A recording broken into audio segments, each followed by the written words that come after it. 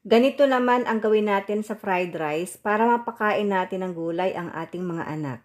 Mag-crack tayo ng 2 eggs. Lulutuin lang natin to sa kaunting mantika. Once na nag-dry na, ibalik natin sa ating bowl.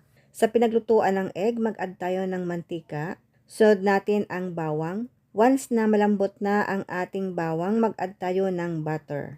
Hintayin lang natin na medyo matunaw yung ating butter. Then, add na natin yung ating kanin lamig or bahaw. Haluin muna natin para di masunog yung ating bawang.